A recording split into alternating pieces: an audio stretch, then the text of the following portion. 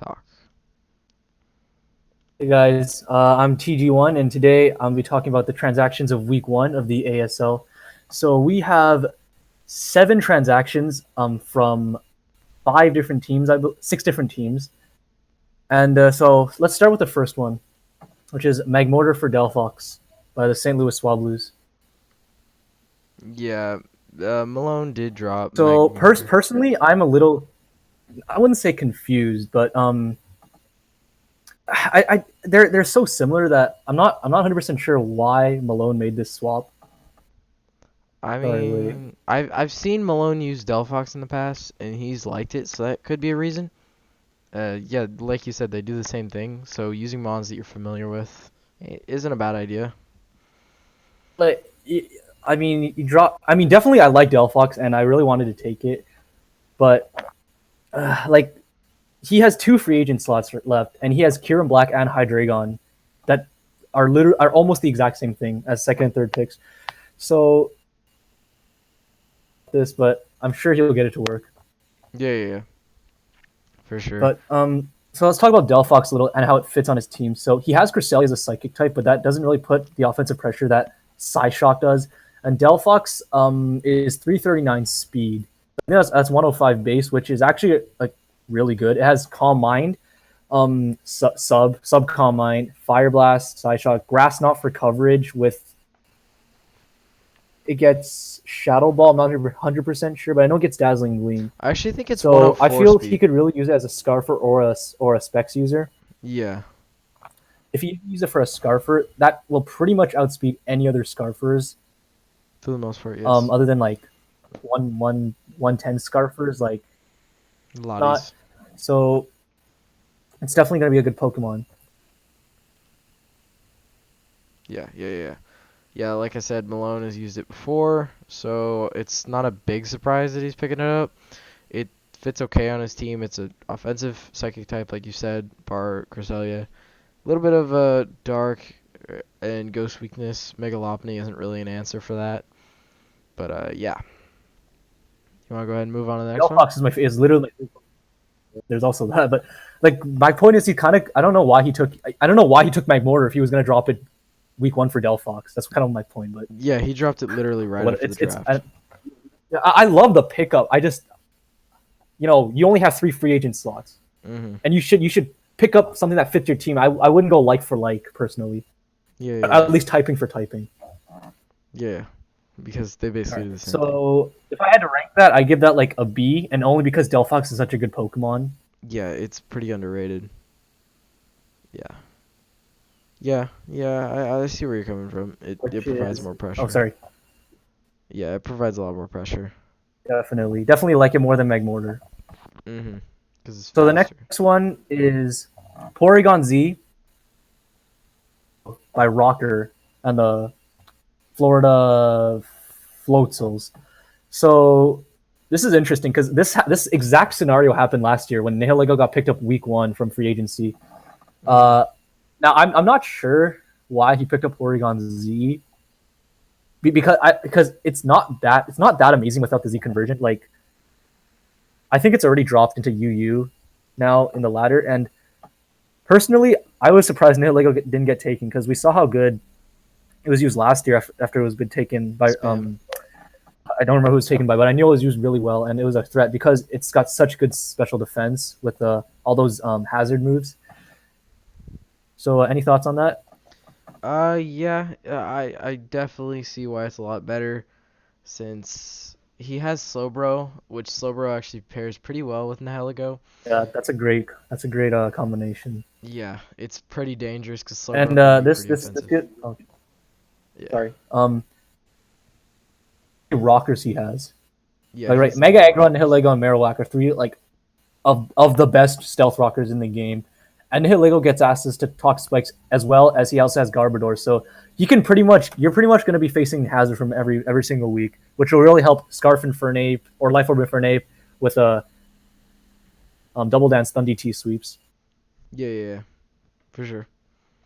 So I definitely really like this pickup, and like Nihilego is such a good mon, and I was really surprised it got passed over for the second straight year. And so I really like this because I feel Porygon Z was very expendable because it doesn't get any stabs unless you use the conversion, other than the normal stab, and normal stab isn't like the greatest stab, Mm-hmm. obviously coverage you need. So if Right. I had to rank this, I'd probably give this like an A+ because this is one of the best free agents you could have picked up. Yeah, yeah, yeah. All the Ultra Beasts are good, but Guzzlord. And but one of the issues now is that he has to use Nihilego as a Z move user, which I don't like that, but that's the rule because Yeah, it didn't seem it's like okay as a Infernape Z as a Z move user. user. It's okay as a Z user. Like I it's alright. usually typically use it as like a hazard, like a hazard lead, like a hazard just general, or you Scarf for specs. Mhm. Personally, Yeah. so the next one, the Master, made a couple of really interesting transactions early on. He dropped Mandibuzz for Nidoqueen, and he dropped Serena for Jellicent. Now I'm mad because he sniped the Mandibuzz from me, and then decided to drop it literally the next week. But yeah, Nidoqueen was a great mon. I really wish that one of the Nidos was taken, and it looks like, well, obviously one of them is now. As for Mandibuzz, like as to why he dropped it, Fogger, right? But it's also very passive, and like I don't know, his team isn't exactly set up fodder when he has so much Pokemon like Latios, Heatran, Terrakion, Bulu that can revenge Mega Sharpedo. But like at the same time, Mandibuzz didn't really fit his team mold. That's how I feel. Yeah, he didn't really need it as a wall, which he kind of needed more firepower on the special side, which Nidoqueen provides pretty easily. Additional rocker, so now he Yeah. pretty much doesn't need Terrakion for Stealth Rocks ever because he's got the Heatran and the Nidoqueen. Mhm. One thing this does open up to is that he is really really weak to ground, specifically a Mold Breaker Exadrill. Like destroys his entire team. And I think Laurie took that, right? So yeah, something you should watch out for. But pick up Nidoqueen. He gets a Toxic Spike as well. He didn't have a Poison type, which so now he gets yeah, he didn't have a Fairy Resist outside of Heatran. So yeah, that's a good typing too. Gives him another electric immunity. Gives him no, his first electric immunity. So definitely a good Pokemon.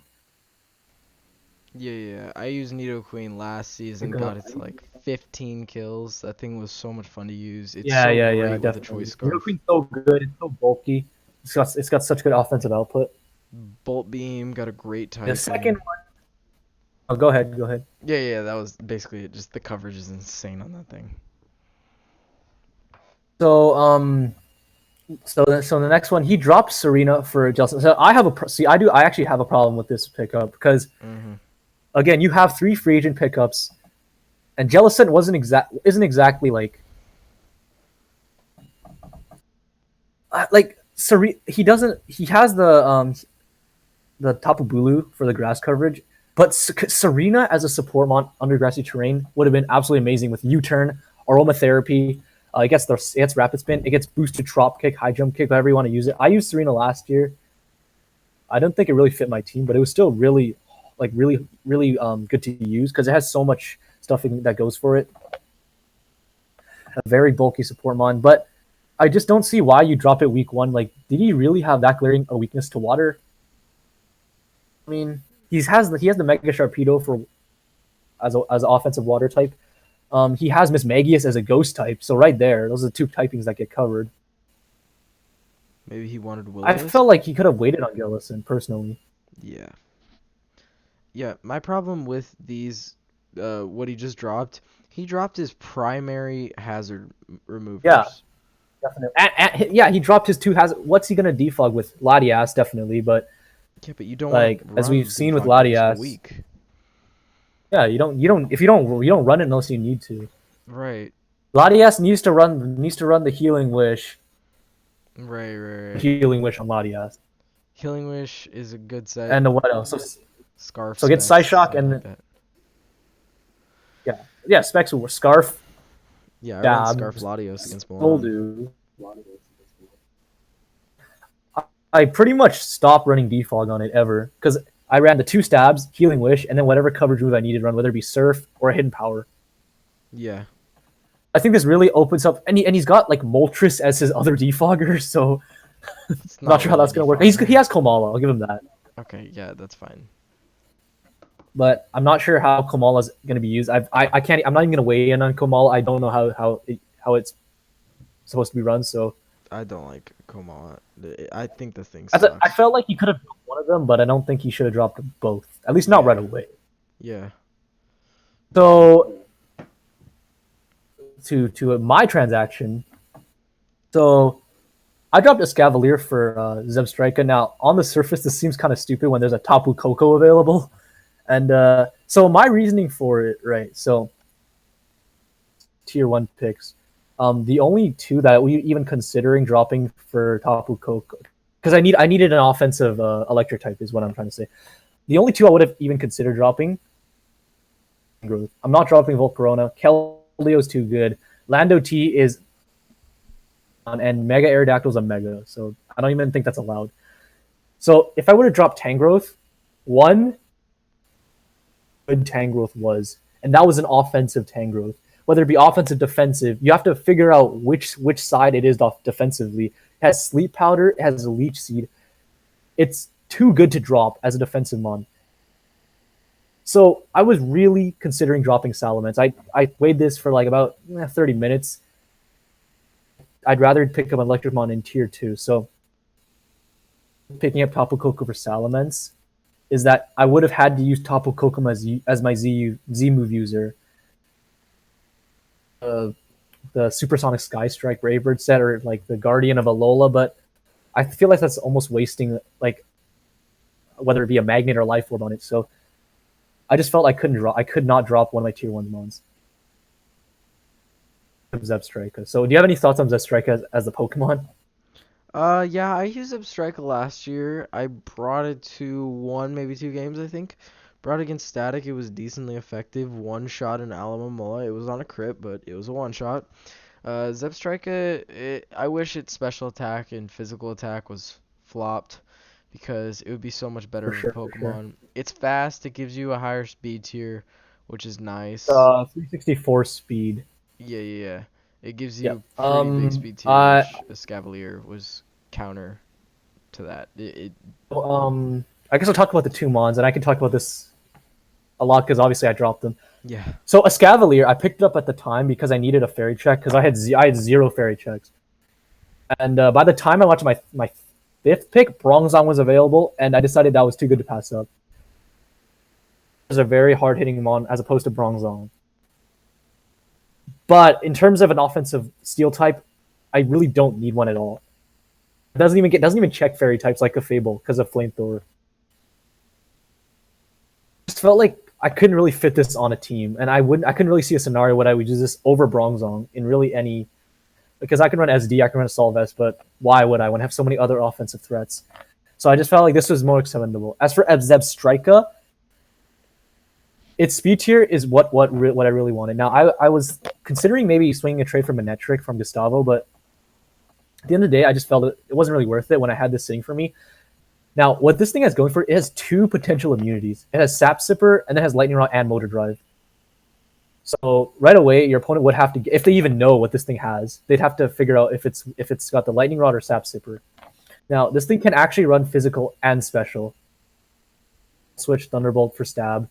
It has Overheat for the fire coverage, and it has HP Ice, which will hit the ground types, or HP Grass, depending on what you want to bring.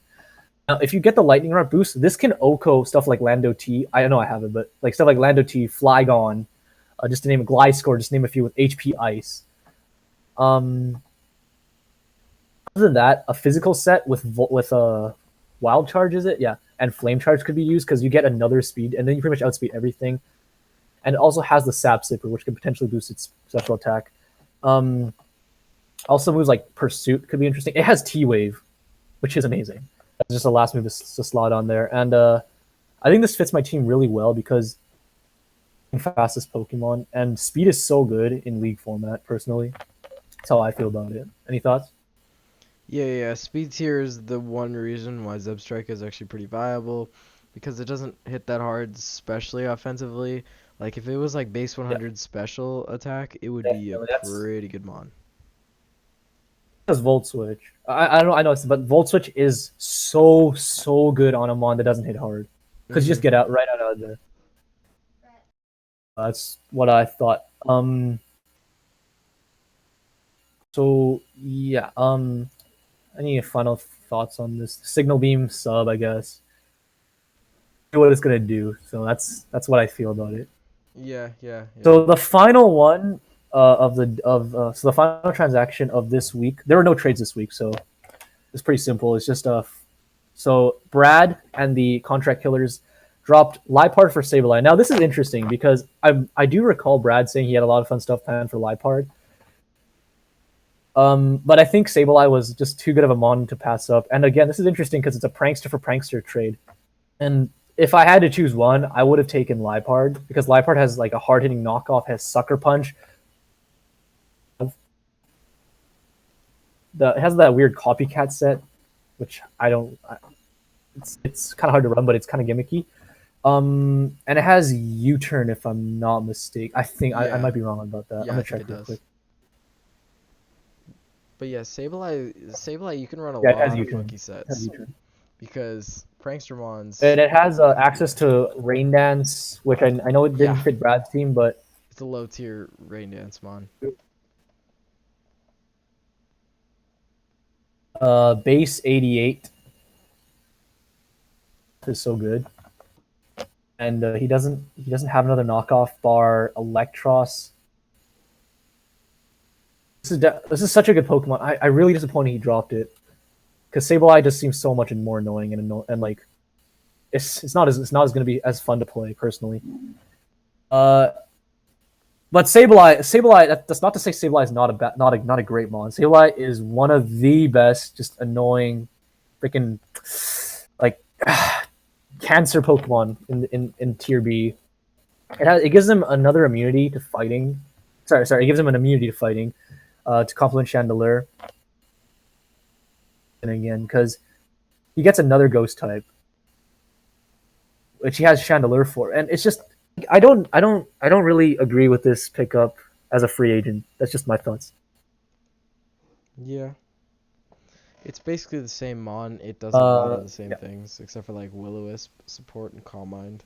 I'm That's not a huge fan of like for like pickups, especially as free agents. Trades are fine because you don't waste one of the free agent slots, but mm, I have if this was me, I wouldn't have made this yeah. definitely. So I guess that wraps it up. I guess I could quickly talk about some of the free agents that are still available. Or you Tapu could save Koko it is for still waiver available wire. for some unknown reason. Yeah, Yeah. Tapu Koko's got to get picked up. Somebody. Crocodile, Crawdaunt, Celebi is really interesting. I don't know. Celebi could fit any team right now. Yeah. It Um, it plays a lot of roles. Toxapex, Toxapex is potentially. set at bottom. Xurkitree is more. Kartana, Buzzwole, or no, Buzzwole's gone. But Kartana, I believe, Arcana is. is gonna be picked up. I'm gonna call it. I can't see that not going for another couple Kartana's too weeks. good. Yep. Necrozma. Necrozma. Yes. I think I don't know who, but someone was talking about picking Donphan, so maybe keep your eye out for that. Oh yeah, Donphat's good. Gliscor still Fortress is still available. Hmm. Gator. So in tier two, I pretty much scoured tier two, and there's not. Turok is very good, but Cincino, Absol, Ambipom. Yeah. Other than that, really threatening Mon, but I don't see anyone using free agents on that. Espeon is definitely probably the best one. If someone figured out if that fits on their team, I wouldn't definitely pick that up. And Me too. Machamp, unless it's been Machamp, taken. yeah. Yeah, Machamp is still there. Zatu is a magic bouncer. Wishy Washy, no. Vivian is still available, which Alright. I really like as a cheap pickup. Honestly, you could save the rest for this for waiver wire on the weekend if you want.